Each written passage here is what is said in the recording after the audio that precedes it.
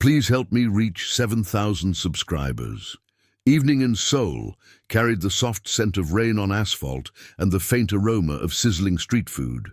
Neon signs reflected off puddles, and the distant hum of the subway blended with the chatter of late-night cafes. At a quiet terrace of Café Hanbit, Kim Min-ho, a distinguished 60-year-old CEO, sat alone, sipping a warm cup of green tea. His tailored suit fit perfectly, but there was a weariness in his posture, a quiet weight he carried since the passing of his wife, Soo-jin. The city moved around him, busy with commuters rushing home, couples strolling, and the occasional taxi splashing water onto the sidewalks. Min-ho's eyes rested on the raindrops clinging to the railing, his thoughts wandering to memories of shared dinners, laughter, and the comforting presence of Soo-jin. His golden wristwatch, a gift from her on their 30th anniversary, caught the cafe's warm light, reminding him of the life they had built together. Despite the success of Hanbit Industries, these moments of solitude felt rare and precious. He had grown accustomed to observing life quietly, finding solace in the small details, a mother calming her child, the rhythmic clatter of chopsticks, the subtle smiles exchanged between strangers. Tonight, the familiar melancholy of emptiness settled in as he poked at the half-finished bibimbap on his plate. Min-ho leaned back, letting the city's rhythm wash over him. In this brief pause between meetings and obligations, he allowed himself to simply be present, listening to the soft murmur of Seoul at dusk, unaware that this ordinary evening would soon change the course of two lives. As Min-ho contemplated his solitude, a young woman approached the cafe terrace with careful, measured steps. Seo-yeon, in her mid-20s, carried a small bundle close to her chest, a 4-month-old baby wrapped in a hand-knitted blanket. Her modest attire hinted at hard days, yet she moved with quiet dignity, eyes scanning the diners with a mixture of hope and hesitation. Their gazes met briefly, and Min-ho noticed the subtle strength behind her exhaustion, the intelligence in her steady eyes, despite sleepless nights. Seo-yeon paused at a respectful distance, her voice soft but clear. "Excuse me, sir. I'm sorry to bother you. I noticed you weren't finishing your meal. May I have your leftovers?" The question hung in the cool evening air, gentle yet charged with unspoken vulnerability. Min-ho had encountered countless requests over the years, but this was different. There was no pleading, no manipulation, just honest need conveyed with humility. He looked closer at Seo-yeon. Her hands held the baby protectively, her movements careful yet natural, and there was a quiet resilience in her posture. For a moment, the city noises faded, leaving only the connection between them. He felt a subtle tug of empathy, a recognition of courage born out of hardship. With a gentle nod, he replied, "Please, you're not intruding." His voice carried warmth and invitation, bridging the distance between wealth and struggle. Seo-yeon's lips curved into the faintest of smiles, a mixture of relief and cautious gratitude, as she stepped closer, cradling her baby with practiced ease. Min-ho gestured toward the empty chair across from him. "Please sit. I was just finishing up anyway." Seo-yeon hesitated for a heartbeat, then gently lowered herself into the chair, adjusting the baby so she could rest comfortably. Min-ho waved over a waiter and quietly ordered a fresh portion of bibimbap, a side of kimchi, and a warm cup of tea. "The food here is good. You shouldn't have to settle for leftovers," he said kindly. Seo-yeon's eyes glistened, and she blinked quickly, not used to such unexpected generosity. She murmured, I didn't mean to impose." "You're not imposing," Min-ho reassured her. "I'm glad you're here." His calm demeanor and thoughtful words melted the tension, allowing Seo-yeon to relax, if only slightly, as the waiter brought their meals. The evening deepened around them, the soft glow of lanterns, the gentle patter of rain, and the hum of the city blending into a tranquil backdrop. Seo-yeon carefully fed her baby, Lily, one hand rocking her, the other lifting the spoon to her own lips. Each bite she took was mindful, almost reverent, as if she was savoring more than just the meal. Min-ho watched, reflecting on the countless business dinners he had attended, the taste of luxury that had long lost its meaning. There was something profoundly human in witnessing someone find comfort and sustenance in simplicity, in observing the tenderness between mother and child. The quiet shared between them was filled with unspoken understanding, a bridge forming across differences of circumstance, age and experience, a connection born of empathy, respect, and the simplest act of kindness, sharing a meal. As they ate, Seo-yun began to share pieces of her life, her voice soft but steady. She had arrived in Seoul 6 months ago, fleeing a difficult situation and seeking a fresh start. Work at a local café provided some income, but hours were unpredictable and childcare expensive. 2 weeks ago, the café closed suddenly, she admitted, gently rocking Lily. I've been staying at a women's shelter. The longer-term programs have a waiting list.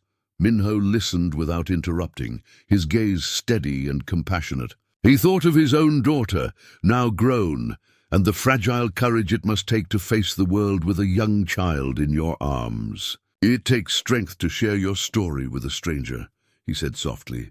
Seo-yun's voice brightened slightly as she spoke of her dreams, finishing her nursing degree, building a stable life for Lily, and finding dignity in her work. Minho reflected on his own memories of youth, when he and Soo-jin had faced financial uncertainty, relying on the kindness of others to open doors and teach lessons that money could never buy. Between bites of bibimbap, they shared small smiles, fleeting laughter, and meaningful glances. The connection deepened, grounded not in pity, but in mutual recognition of perseverance, hope, and humanity. The city around them continued its rhythm, but in that quiet corner of the terrace, 2 lives were converging in a moment of profound understanding. Minho felt a stirring of purpose, a reminder that wealth and success were meaningful not for what they accumulated, but for the opportunities they could create for others. When the meal ended, Minho reached into his jacket and retrieved a small, elegant business card. Seo-yun, he said gently, I want you to call this number tomorrow morning. Ask for Director Park at our family support program. Her hands trembled slightly as she took the card, eyes wide with disbelief. But why? You don't even know me, she whispered. Minho smiled, his voice steady and warm. 35 years ago, my wife and I were young, struggling, with dreams bigger than our means. A stranger gave us more than money. They gave us opportunity, dignity, and hope. That kindness shaped the life we have now. I want to do the same for you. He explained that the foundation offered temporary housing support, childcare vouchers, and job placement assistance. It was not charity. It was a chance to rebuild, with guidance and respect intact. Seo-yun's lips quivered as tears slid down her cheeks, and Lily stirred softly in her arms. I don't know how to thank you, she said, her voice choked with emotion. Call Director Park tomorrow, Minho said, and let us help you. You've shown courage tonight, not weakness. The weight of his words sank in, filling the space between them with hope and possibility. For the first time in months, Seo-yun allowed herself to believe that a brighter path might exist for her and Lily. One paved not just with survival, but with opportunity, respect, and the quiet miracle of human kindness. 6 months later, Seo-yun's life had begun to transform. She now worked at a reputable hotel in central Seoul, her shifts steady and predictable. Evening classes toward her nursing degree filled her schedule, and she had moved into a small, cozy apartment near Lily's daycare. The baby, now sitting up and laughing with growing curiosity, thrived in the stability her mother had fought so hard to create. Minho reflected on the quiet terrace that evening, remembering the first moment they met. A simple act, sharing a meal, had unfolded into a ripple of change. He thought of how small gestures, offered with respect and empathy, could create profound opportunities. He glanced at a recent photo of Lily that Seo-yun had sent. The child smiling brightly, a mirror of her mother's courage and hope. Minho felt a deep sense of fulfillment, not from business success, but from witnessing the resilience of another human being and knowing he had played a part in supporting it.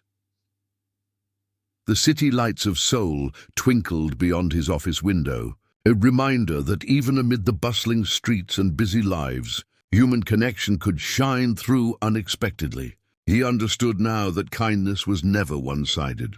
It was a shared grace that uplifted both giver and receiver, leaving a lasting mark on the world.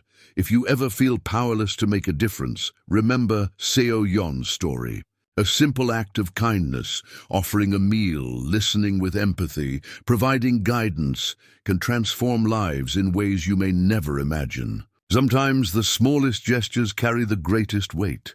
Think about the people around you, who might need a moment of understanding, a helping hand, or just someone to believe in them. By extending that respect and care, you not only lift others, you create ripples of hope that spread far beyond what you can see.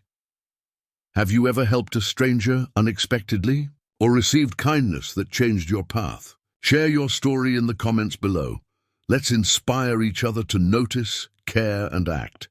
Every viewer has the power to be part of these quiet miracles. In a city as vast and busy as Seoul, the heart's smallest gestures can resonate, reminding us that we are all connected and no one is truly alone when compassion leads the way. As the evening drew to a close, Minho lingered on the terrace, gazing out over Seoul's glimmering skyline. The soft drizzle had eased, leaving the streets glistening under neon lights. He reflected on the night he had met Seo Yon, the courage of a young mother, the dignity in her request, and the connection that had bridged their worlds. He realized that life's most meaningful moments often arrive quietly, without fanfare. A shared meal, a listening ear, a card offering opportunity. These were not just acts of kindness, but miracles of human connection. They reminded him that every person carries a story. Every struggle holds value, and every gesture of compassion creates lasting impact. Minho smiled softly, thinking of Lily's laughter and Seo Yon's determination. The city around him hummed with life, yet in that ordinary evening, extraordinary hope had been born. A single encounter had changed two lives, leaving a legacy of empathy, resilience, and faith in humanity. And as the lights of Seoul shimmered in the distance, one truth remained clear. When we open our hearts, even the smallest acts of kindness can spark miracles that resonate across generations.